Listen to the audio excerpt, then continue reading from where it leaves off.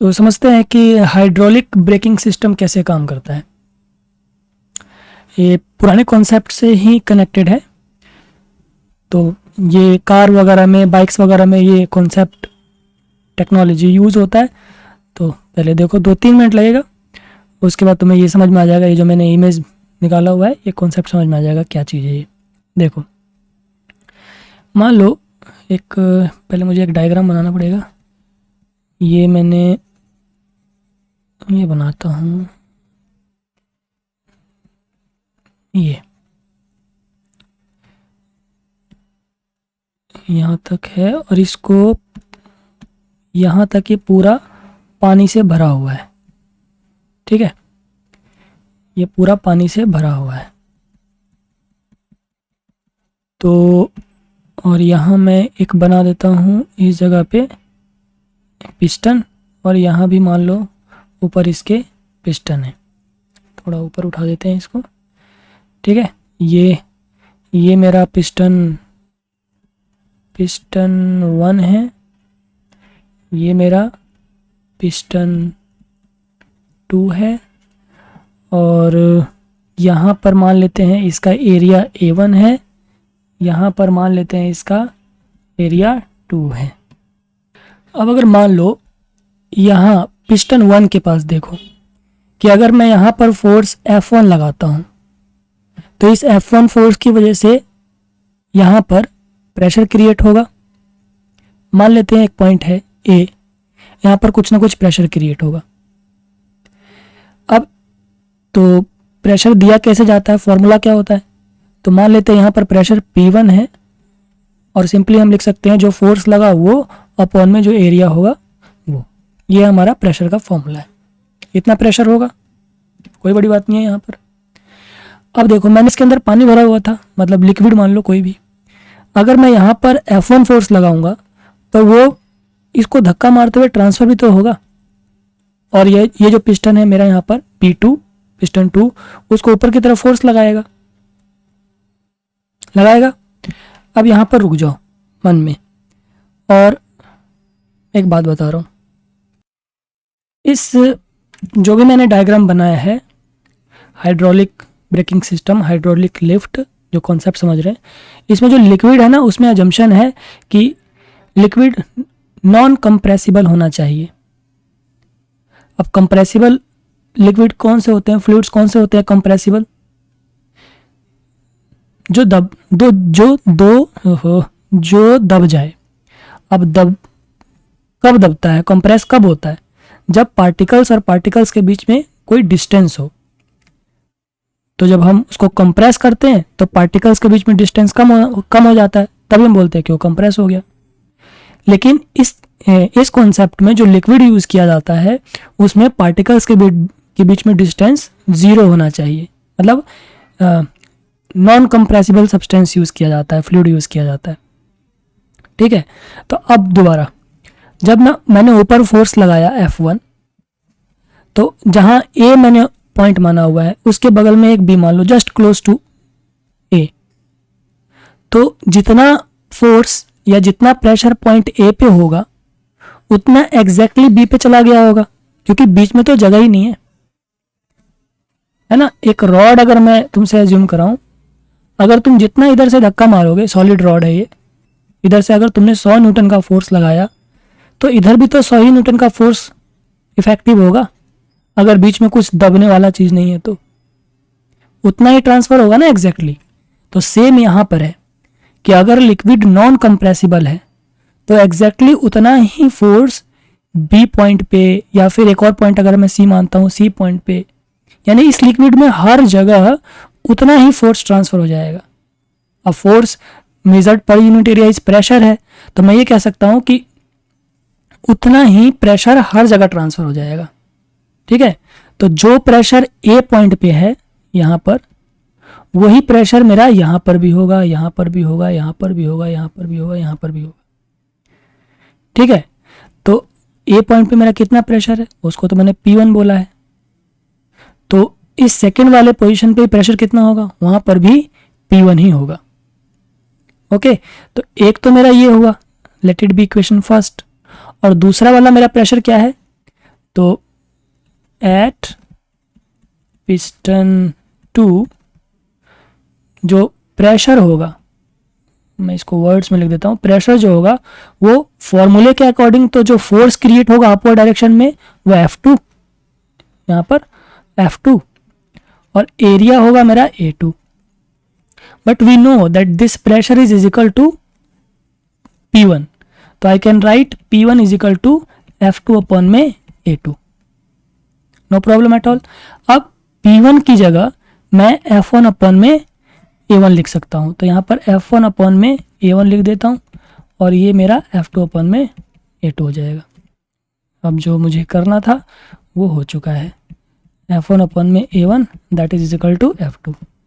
This is the magical equation. ये क्या करता है देखो, एनालाइज करो इक्वेशन को. हो गया, अब समझने के लिए है बस कि ये जो F2 है फोर्स वेरिएबल समझ जाओ. A2 क्या है? A2 है यहाँ वाले का एरिया. A1 क्या है? वो है यहाँ वाले का एरिया. दो अलग अलग जगह का एरिया है ना. और F1 क्या है? जो पिस्टन वन पे जो फोर्स लगाया था वो. अब देखो, और F2 क्या है? बड़े वाले पिस्टन के पास जो फोर्स क्रिएट हुआ है वो. ठीक है.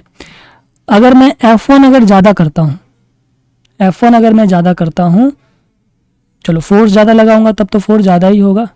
लेकिन ये देखो, अगर मैं एरिया भी अगर ज़्यादा कर दूं, पिस्टन 2 के पास अगर मैं एरिया भी अगर ज़्यादा कर देता हूं, तभी भी मेरा फोर्स ज़्यादा होगा. बिना फोर्स इंक्रीज किए एरिया इंक्रीज करने से फोर्स ज़्यादा लगेगा. तो isn't it a cool idea कि हमने फोर्स ज़्यादा लगाया ही नहीं, एरिया ज़्यादा किया और फोर्स ज़्यादा हो गया. तो बेसिकली इस सिस्टम ने क्या किया, फोर्स को एम्पलीफाई कर दिया, है ना. कम फोर्स भी लगाया तो भी मेरा जो फोर्स है दूसरे पिस्टन के पास ज़्यादा हो गया. ये चीज़ इस्तेमाल किया जाता है ब्रेकिंग सिस्टम में. अब चलते हुए कार के टायर को रोकना है तो उसमें हम क्या करते हैं, बस पैर रखते हैं और गाड़ी रुक जाती है. तो फोर्स आपने पैर से कितना लगाया है, मतलब एकदम नाम मात्र का ही लगाया है, बट इतना स्पीड का टायर रुक जाता है. तो how is it possible? Possible due to this concept. Okay, अभी बताता हूँ. तो सारी कहानी ख़त्म हो गई है. अब देखो इसमें जिसको हम डिस्क ब्रेक, जो फेमस रहता है ये वर्ड, क्या करता है देखो, यहाँ पर ब्रेकिंग सिस्टम लगा हुआ होता है, यहाँ पर हमने फोर्स लगाया. अब ये मेरा पिस्टन है, तो ये पिस्टन इस पिस्टन को, मतलब ये मेरा व्हाटएवर जो भी बोलते हैं इसको, ये मेरा पिस्टन है, इसको मैंने हिट किया तो ये मेरा लिक्विड भरा हुआ है यहाँ पर. ठीक है. कैसा लिक्विड? Incompressible liquid. अब जैसे ही इसको इधर फोर्स लगाया जाएगा तो इसको निकलने के लिए कहीं से भी जगह नहीं है, सिर्फ इधर है. ये वाली जगह नहीं है, वाल्व लगा हुआ होता है, सिर्फ इनवर्ट होगा, बाहर नहीं जाएगा. ठीक है. अब जैसे ही इसको मैंने हिट किया तो इनकम्प्रेसिबल है, तो सारा लिक्विड जो है फोर्स क्रिएट करेगा एग्जैक्टली जैसा ये था, और हर जगह पे उतना ही फोर्स क्रिएट करेगा. यहाँ पर भी उतना ही फोर्स होगा, यहाँ पर भी उतना ही प्रेशर होगा, यहाँ पर भी उतना ही प्रेशर होगा. फिर प्रेशर जाते जाते अब देखो यहाँ पर एरिया बढ़ गया, यहाँ पर एरिया कम है और यहाँ पर एरिया ज़्यादा है ना. तो एग्जैक्टली यही तो कंस्ट्रक्शन है. तो अब एरिया ज़्यादा हो गया तो फोर्स कम है, तो इस इक्वेशन के अकॉर्डिंग जो हमने यहाँ पर फोर्स लगाया होगा कम, वो यहाँ पर बढ़ जाएगा. और ये चीज़ क्या है, अब ये जब फोर्स लगाएगा, ये तो पिस्टन लगा हुआ है, पिस्टन दबेगा और ये मेरा डिस्क है घूमता हुआ, यहाँ पर रबड़ पैड्स लगे हुए होते हैं, इसको दबाएगा तो ये पिस्टन, ये जो हमारा डिस्क है ये रुक जाएगा फ्रिक्शन से. सिंपल. जो फ्लूइड भरा जाता है यहाँ पर, ब्रेक फ्लूइड जो भरा जाता है, ब्रेकिंग फ्लूइड जो भरा जाता है, वो गूगल मार लो क्या यूज़ करते हैं, उसमें अलग अलग सोच लो कि क्या प्रॉब्लम्स. मैंने तो पानी से ही बता दिया, बट पानी काम नहीं करेगा. आप बार बार पिस्टन दबाएंगे, देखो प्रॉब्लम क्या आती है कि बार पिस्टन दबाओगे तो फ्रिक्शन होगा. Nothing is ideal. तो जब पिस्टन दबाओगे तो फ्रिक्शन होगा, फ्रिक्शन करोगे तो हीट जनरेट होगा, हीट जनरेट होगा तो वाटर विल इवेपोरेट. अब ये जो चीज़ इस्तेमाल करते हैं वो मेटल का है, तो वाटर यूज़ किया तो मेटल में रस्टिंग, है ना। तो अब ये प्रॉब्लम्स है, तो प्रॉब्लम्स को ख़त्म करने के लिए वो हाई फाई टेक्नोलॉजी का इस्तेमाल हो जाता है। तो लिक्विड जो यूज़ करते हैं कोई नॉर्मल लिक्विड नहीं होता। यू कैन गूगल इट, नाम भी पढ़ा नहीं जाएगा क्या कैसा है, क्लोरोक्लोरीन, हाइड्रोक्लोरीन, इस टाइप से कुछ नाम है उस चीज़ का। तो मैं टेक्नोलॉजी वाला बंदा नहीं हूँ, मैं साइंस वाला हूँ, तो आई नो दिस कॉन्सेप्ट, ठीक है। यू कैन गूगल दैट और देख सकते हो कि कौन सा लिक्विड है, क्यों बनाया जाता है वो चीज़, ताकि ये जो सिस्टम है, ये जो मेरा आयरन है, आयरन नहीं होता, मिक्सअप होता है ये, तो ये मशीनरी भी बचा रहना चाहिए ना उस लिक्विड से, जो हम लिक्विड इस्तेमाल कर रहे हैं, कोरोड नहीं होना चाहिए ये, तो इसका भी ध्यान रखा जाता है। फिर जो इस सिस्टम काम करे इसके लिए क्या है, इनकम्प्रेसिबल लिक्विड होना चाहिए, बट ऐसा तो लिक्विड एग्जिस्ट ही नहीं करता जो बिल्कुल भी इनकम्प्रेसिबल ना हो। तो हमें फिर ऐसा लिक्विड बनाना पड़ेगा कि जो इसकी रिक्वायरमेंट को पूरी करता हो, फ्रिक्शन की वजह से इवोपरेट ना होता हो, विस्कस नहीं होना चाहिए, बताऊंगा मैं विस्कस क्या होता है अगले वाले में, है ना। तो अभी इन सब प्रॉब्लम्स को ध्यान में रख करके फिर नई टेक्नोलॉजी लग जाती है उसमें, ताकि हमारे इस सिस्टम को सुटेबली इस्तेमाल किया जा सके यहाँ पर। आई बात समझ में? ओके।